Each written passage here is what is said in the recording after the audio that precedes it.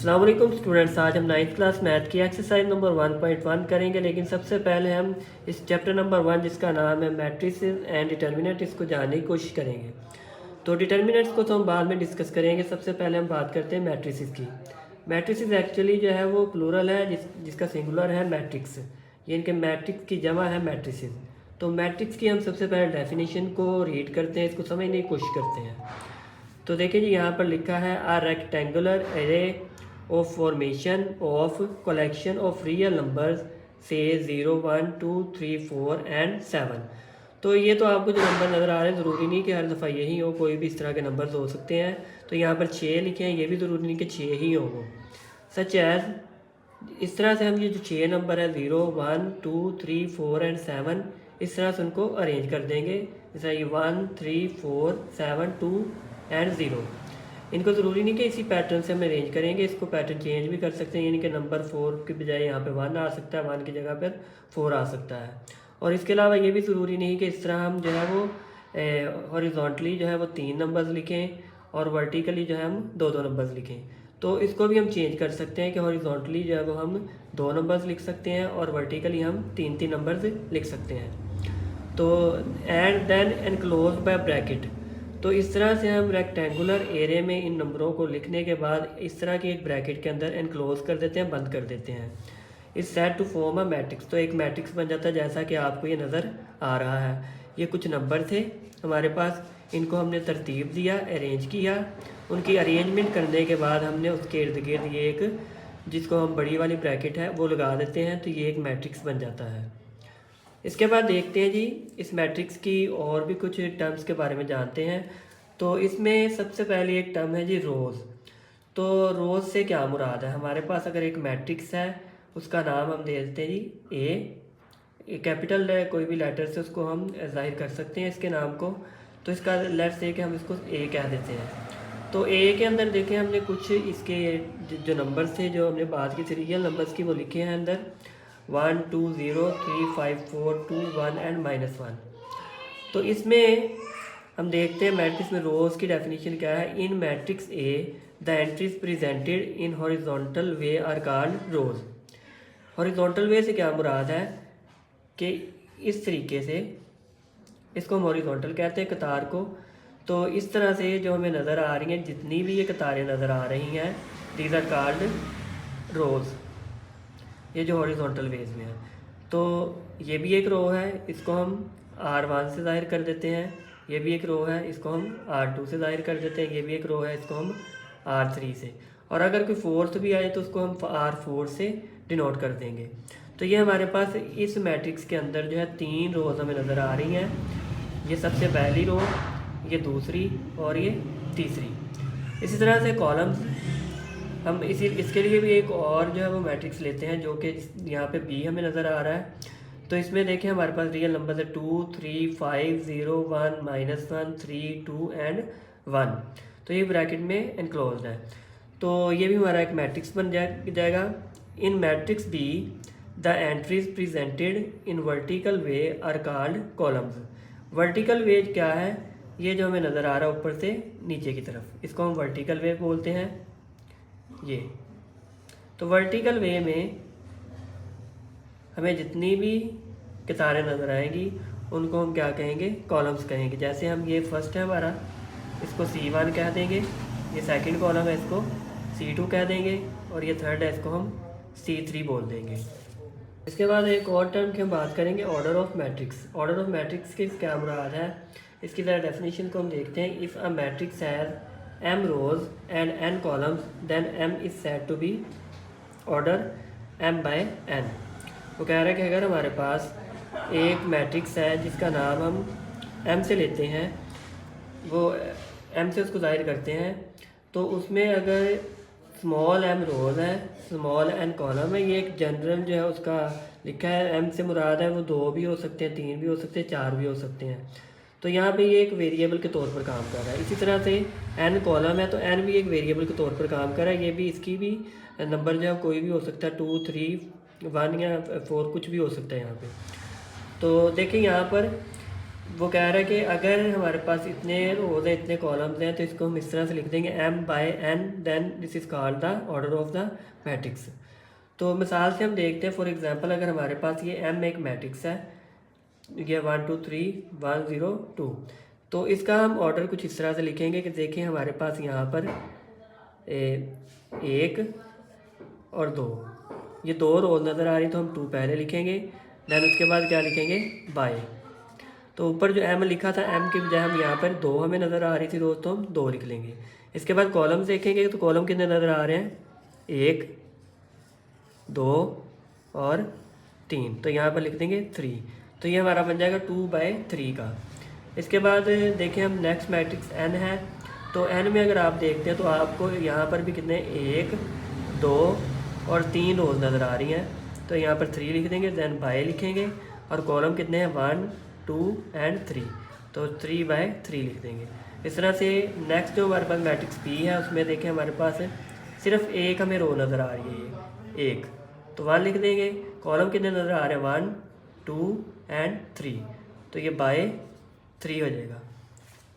Next term है जी equal matrices. Equal matrices से क्या मुराद है, let a and b be two matrices, इनके हमारे पास 2 मैट्रिसेस हैं, एक ए है एक बी है, then a is said to be equal to b, तो ए जो है बी के इक्वल तब होगा and denoted by a is equal to b if and only if, और इसको a is equal to b से जो है वो डिनोट किया जाएगा।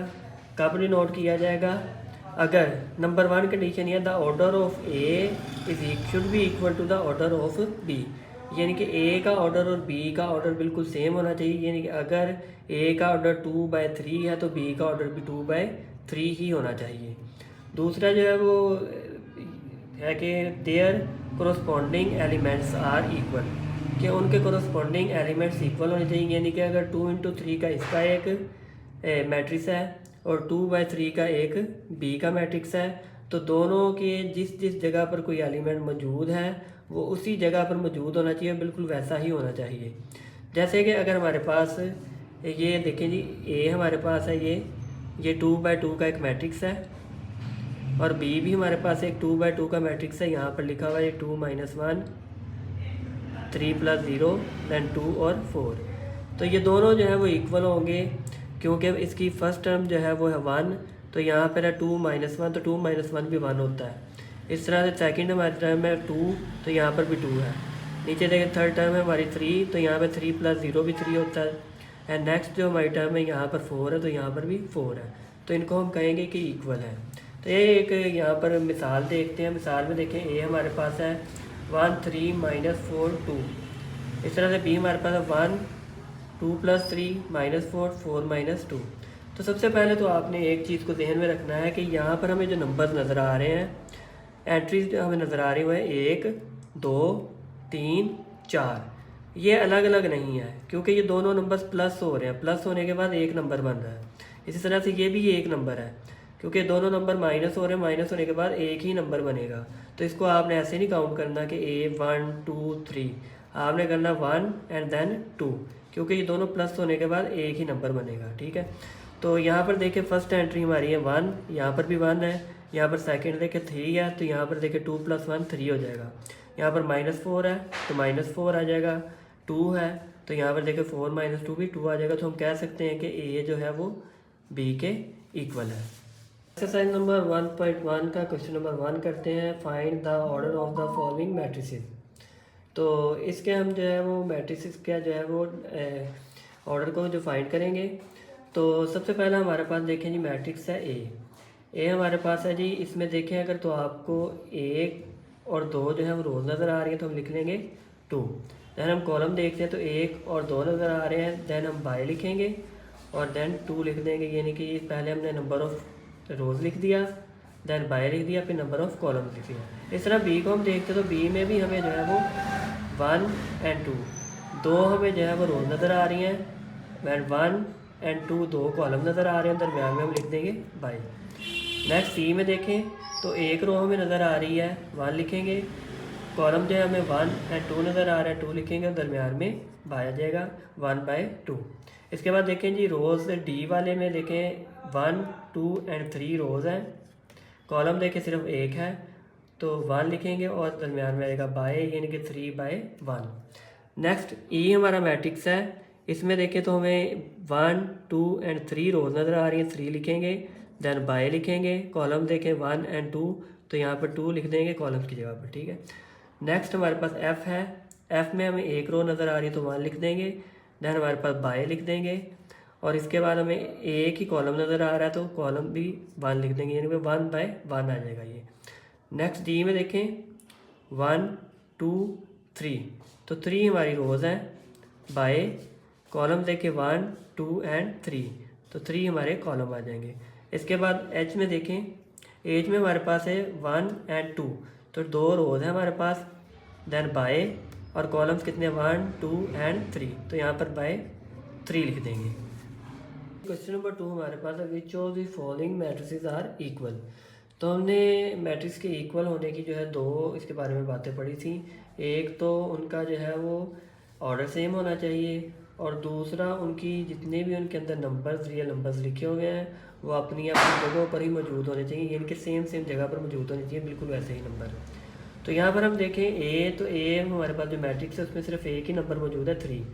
तो हम कोई ऐसा मैट्रिक्स यहाँ पर देखेंगे जिसमें एक ही नंबर है सबसे पहले कि उसका, ताकि उसका ऑर्डर सेम हो सके इसके साथ। तो यहाँ पे हमें ये सी नज़र आ रहा है, यहाँ पे 5 - 2 लिखा है, ये एक ही नंबर है क्योंकि 5 में से 2 माइनस किया तो 3, तो यहाँ भी क्या है 3 है। एक तो इसका ऑर्डर भी सेम है और नंबर भी बिल्कुल सेम है, तो यहाँ पर हम लिख सकते हैं कि ए जो है वो सी के इक्वल है।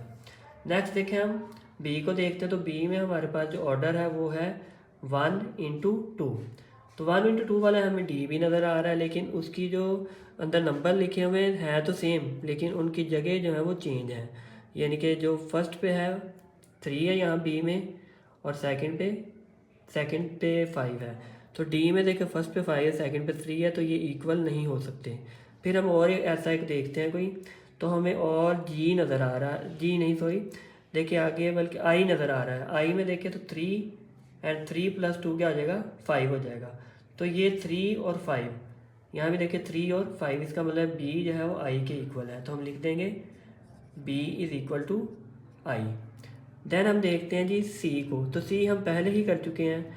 देखिए डी को देखते हैं तो 5 और 3, इसका पहले हम ऑर्डर देख लेते हैं 1 × 2, 1 × 2 वाला, और हमें शुरू में बी और सी थे वो हमने कर लिया है। इसके अलावा हम देखते हैं कहीं पे, तो हमें नज़र आ रहा है कहीं पे, तो आई थिंक यहाँ पर कोई भी नहीं है डी के जैसा। तो आगे डी के बाद हम देखते हैं ई में देखें हमें 2/2 का है 4 0 6 एंड 2, तो यहाँ पर देखें 2/2, तो ये देखें 2/2 का है 4 0 6 2, तो ये बिल्कुल आपको दोनों सेम मैट्रिक्स नज़र आ रहे हैं, तो इसका मतलब है ई जो है वो किसके इक्वल आ जाएगा एच के। इसके बाद अगर हम देखते हैं तो हमारे पास आ जाता है जी एफ़ में देखें ये 2/1 का एक है मैट्रिक्स, तो इसमें देखें फर्स्ट वाली रो में 2 लिखा हुआ है, सेकंड वाली रो में 6 लिखा हुआ है। तो इस तरह का हम देखते हैं कोई जी में हमें नज़र आ रहा है 2/1 का 3 - 1 2 हो जाएगा, और 3 + 3 6 हो जाएगा। इसका मतलब है हमारा एफ़ और जी जो है दोनों बराबर है, तो हम एफ़ = जी लिख देंगे। नेक्स्ट हमारे पास जी हम पहले ही कर चुके हैं, एच भी हमारा यहाँ पर आ चुका है, आई भी हमारा इस्तेमाल हो चुका है। देन जे को अगर देखते हैं 2 + 2 4 हो जाएगा, तो इसके अलावा 2 - 0 2 हो जाएगा, ये देखें 4 हो जाएगा, ये 2 + 3 4 6 हो जाएगा, 2 - 0 2 और 2 + 0 2। तो इस तरह का हमें कोई नज़र आ रहा है अगर, तो देखिए ज़रा, तो यहाँ पे हमारे पास ये आ गया है, ये बल्कि यहाँ पर 2 था, तो 2 - 2 आ जाएगा 0। तो यहाँ पर हमारा जो है ई देख लें सेम है 4 0 6 2 4 0 6 2, तो एज भी हमारा वही था 4 0 6 2, तो इट्स मीन कि ये जे भी इन्हीं के इक्वल आ जाएगा। तो यहाँ पर ये हमारा क्वेश्चन सॉल्व हो जाएगा। इसके अलावा हमारा डी जो था, डी के इक्वल कोई भी और मैट्रिक्स नहीं था। देखिए क्वेश्चन नंबर 3 है find the value of a b c and d which satisfy the matrix equation. तो ये मैट्रिक्स की एक इक्वेशन बनी है जिसमें देखिए लेफ्ट हैंड साइड पे एक मैट्रिक्स नज़र आ रहा है, राइट हैंड साइड पे एक मैट्रिक्स नज़र आ रहा है, और इसमें जो एंट्रीज मौजूद हैं, फर्स्ट जो हमारी फर्स्ट रो और फर्स्ट कॉलम की जो एंट्री है वो है A + C। तो A + C जो है ये फर्स्ट जो रो और फर्स्ट कॉलम की एंट्री है उसके इक्वल होती है। ये हमने लास्ट जो है वो इक्वल मैट्रिक्स में पढ़ा था। इसके बाद जो सेकंड हमारा कॉलम है उसका जो सेकंड कॉलम में फर्स्ट रो और सेकंड कॉलम जो है उसकी एंट्री फर्स्ट रो और सेकंड कॉलम के इक्वल होगी, यानी कि a plus 2b is equal to -7। Then हमारा ये जो हमारा फर्स्ट कॉलम है और सेकंड रो है इसकी भी एंट्री जो है फर्स्ट कॉलम और सेकंड रो की जो एंट्री 3 है उसके बराबर होगी। एंड लास्ट हमारी जो फोर्थ नंबर पे आ रही है इनके सेकंड कॉलम और सेकंड रो उसकी जो एंट्री है वो भी इसके इक्वल होगी सेकंड रो और सेकंड कॉलम की। तो ये हमारी 4 इक्वेशन बन गई, 1 2 3 और 4। तो इक्वेशन नंबर 3 और 4 को हम डायरेक्ट सॉल्व करके सी और डी की वैल्यू फाइंड कर सकते हैं। जैसा कि आपको पता है कि ये माइनस हो रहा है 1 तो दूसरी साइड पर जाके प्लस हो जाएगा, तो सी इज़ इक्वल टू आ जाएगा 3 + 1, then C is equal to आ जाएगा 4। तो ये हमारे पास सी की वैल्यू आ जाएगी। इस तरह हम यहाँ पर अगर देखते हैं तो 4d ये 6 उधर जाकर प्लस हो जाएगा और 2d इधर आकर माइनस हो जाएगा। तो 4d में से 2d अगर हम माइनस करते हैं तो 2d आ जाएगा विच इज़ इक्वल टू 6। ये 2d के साथ मल्टीप्लाई हो रहा है, उधर जाकर डिवाइड हो जाएगा, तो d इज़ इक्वल टू आ जाएगा 6/2। दैन d की वैल्यू हम अगर देखते हैं तो वो हमारे पास आ जाएगी 6/2 मतलब 3 आ जाएगा हमारे पास। तो ये हमारे पास d की वैल्यू आ जाएगी। इसके बाद हम ये वैल्यू जो है ऊपर वाली दोनों इक्वेशन में पुट करके a और c की भी वैल्यू निकाल लेंगे। तो देखिए फर्स्ट हमारी जो इक्वेशन है वह है a + c, तो हम लिखेंगे पुट c की वैल्यू हमने क्या निकाली 4 निकाली, put c is equal to 4 in equation number 1। तो यहाँ आ जाएगा a + c is equal to 0 है, तो a + 4 is equal to 0, c की जगह पर हमने 4 लिख दिया। तो ये 4 प्लस उधर जाके माइनस हो जाएगा, तो ये आ जाएगा a इज़ इक्वल टू -4। इस तरह से हम देखते हैं हमारी जो इक्वेशन नंबर 2 है a + 2b is equal to -7। तो यहाँ पर हम क्या करेंगे, लिखेंगे put a is equal to -4 in equation number 2। तो देख रहे पुट करते हैं यहाँ पर a is equal to 2b -7 sorry ये आ जाएगा a + 2b is equal to -7।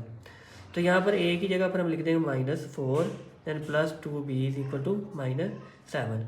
-4 जाके प्लस हो जाएगा, तो 2b इज़ इक्वल टू आ जाएगा -7 + 4 विच इज़ इक्वल टू आ जाएगा 7 में से 4 गया 3 और साथ बड़ी वैल्यू के साथ माइनस, तो माइनस आ जाएगा। तो देन 2 जो है b के साथ मल्टीप्लाई हो रहा है उधर जाकर डिवाइड हो जाएगा, तो b इज़ इक्वल टू आ जाएगा -3/2। तो इस तरह से हमारी जो एक्सरसाइज नंबर 1.1 है वो कंप्लीट हो जाएगी। हमारी चारों वैल्यूज़ आ चुकी हैं a, b, c and d की। तो इसके बाद हम एक्सरसाइज नंबर 1.2 करेंगे जो कि नेक्स्ट वीडियो में आएगी। तब तक के लिए अल्लाह हाफिज़, तो मिलते हैं अगली वीडियो में।